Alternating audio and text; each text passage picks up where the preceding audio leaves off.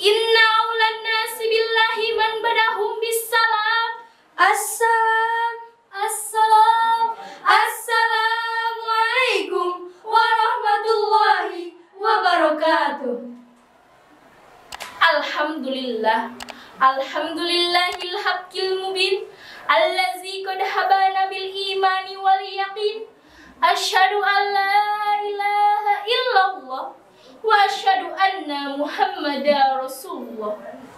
Allahumma sholli ala sayyidina Muhammad wa ala ali sayyidina Muhammad.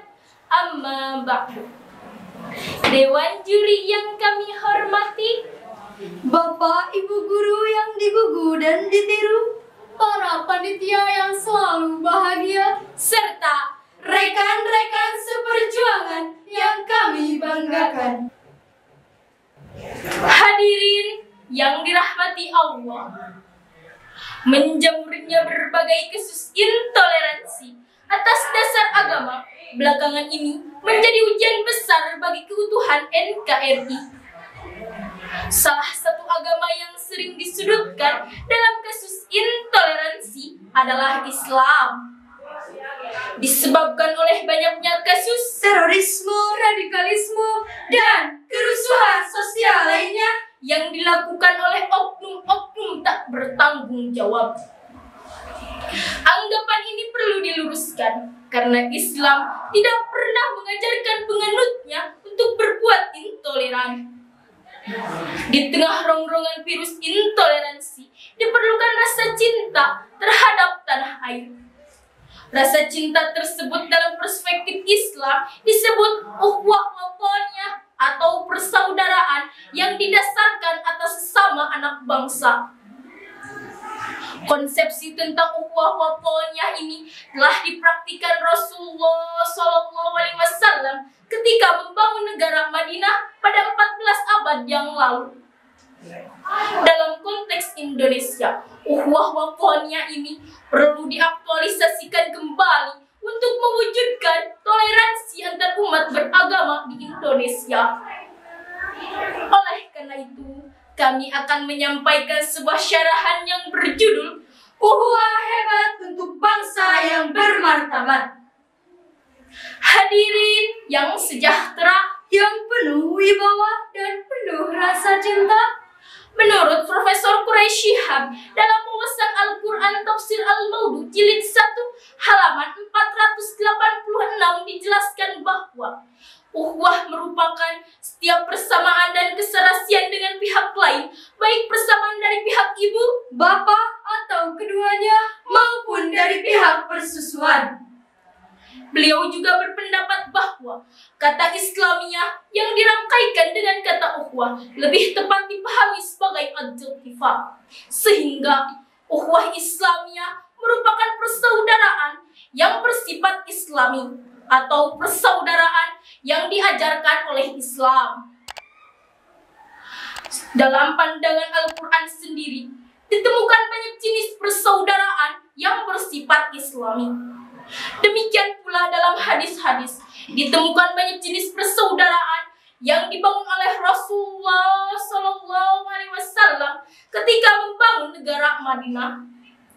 Sebagaimana dalam Quran Surah Al-Hujurat ayat 10 halaman 516 posisi kiri paling bawah yang berbunyi A'udzubillahi minasyaitonir rajim.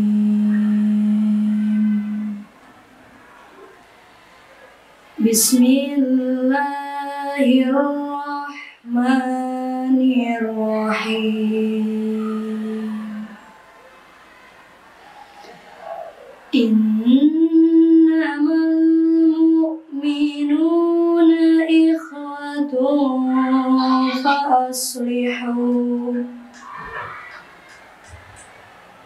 فأصلحوا بين أخويكم واتقوا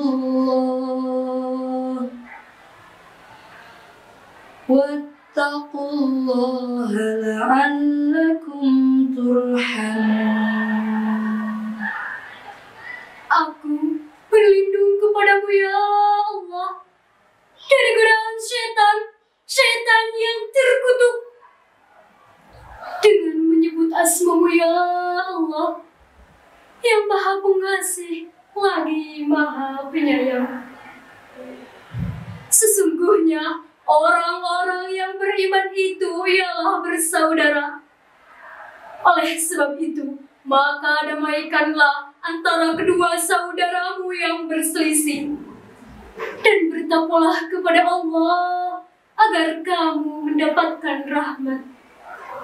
Menurut Muhammad Syekh bin Shalih Asy-Syawi dalam tafsir An-Nafahat Al-Makkiyah yang dikutip oleh Al-Amsah volume 2 nomor 1 halaman 71 dijelaskan bahwa potongan ayat innamal mu'minuna ikhwatun merupakan sebuah perjanjian yang ditunaikan Allah kepada orang-orang yang beriman, yaitu siapapun yang berada di belahan bumi barat maupun timur yang beriman kepada Allah, Malaikat, kitab-kitab, Rasulnya, serta beriman kepada hari akhir, maka mereka adalah saudara orang-orang yang beriman. Kemudian pada potongan ayat fa'aslihu baina akhwaikum, Allah Subhanahu wa Ta'ala memerintahkan kepada kita sebagai orang-orang yang beriman untuk mendamaikan saudara muslim yang berselisih. Wattaqullaha la'allakum turhamun. Bertakwalah kepada Allah agar kamu mendapat rahmat. Jika kita telah mendapat rahmat dari Allah, maka kebaikan dunia maupun kebaikan akhirat akan kita dapatkan dengan mudah. Hal ini menunjukkan bahwa tidak menunaikan hak-hak orang mukmin menjadi salah satu penyebab terbesar terhalangnya rahmat. Pada ayat tersebut, yang dimaksudkan dengan hak-hak orang mukmin ialah mendamaikan saudara muslim yang berselisih.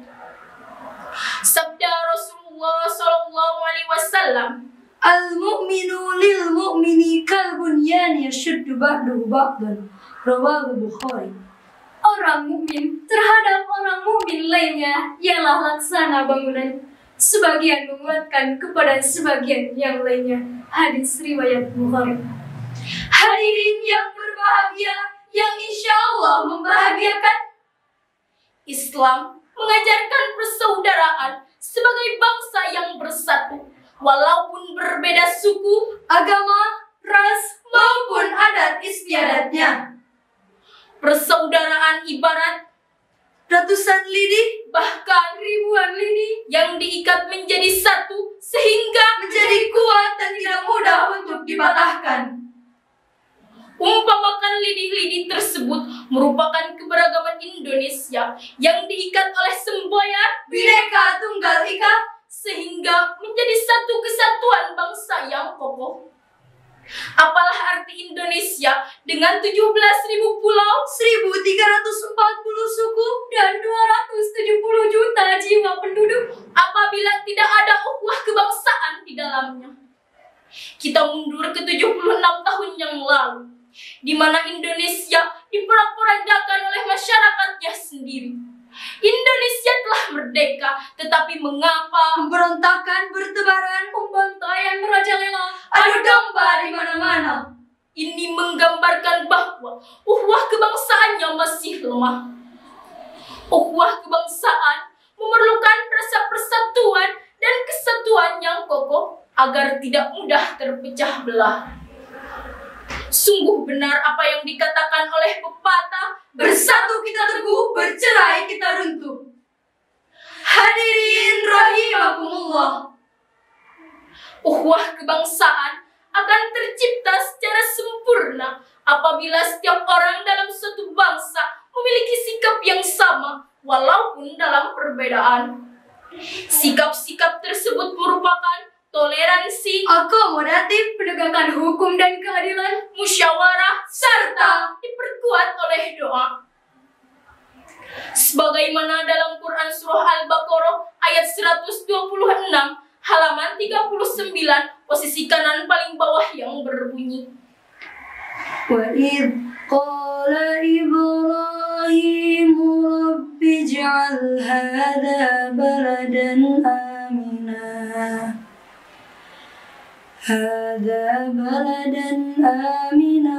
وارزق أهله من الثمرات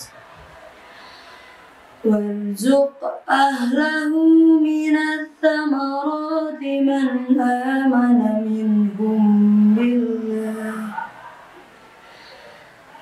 آمن منهم بالله واليوم الآخر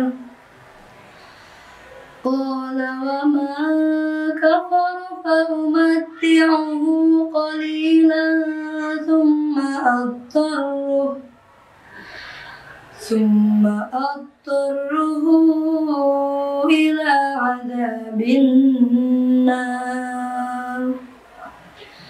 وبئس المصير. Sadaqallahul azim. Dan ingatlah ketika Ibrahim berdoa, "Ya Tuhanku, jadikanlah negeri Mekah ini menjadi negeri yang aman, dan berikanlah rezeki berupa buah-buahan kepada penduduknya, yaitu di antara mereka yang beriman kepada Allah dan hari kemudian." Dia, Allah berfirman, "Dan bagi orang yang kafir akan aku berikan mereka kesenangan sementara. Kemudian akan aku paksa mereka masuk ke dalam azab neraka, dan itulah seburuk-buruk tempat kembali." Maha benar Allah dengan segala firman-Nya. Dapat kita simpulkan bahwa jiwa persaudaraan merupakan kunci utama dalam mewujudkan rasa persatuan dan kesatuan yang kokoh. Oleh karena itu, marilah kita junjung rasa persatuan dan kesatuan agar melahirkan ukhuwah hebat untuk bangsa yang bermartabat.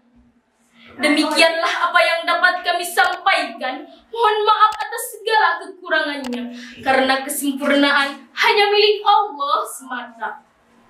Syukran katsiran. Wassalamualaikum warahmatullahi wabarakatuh.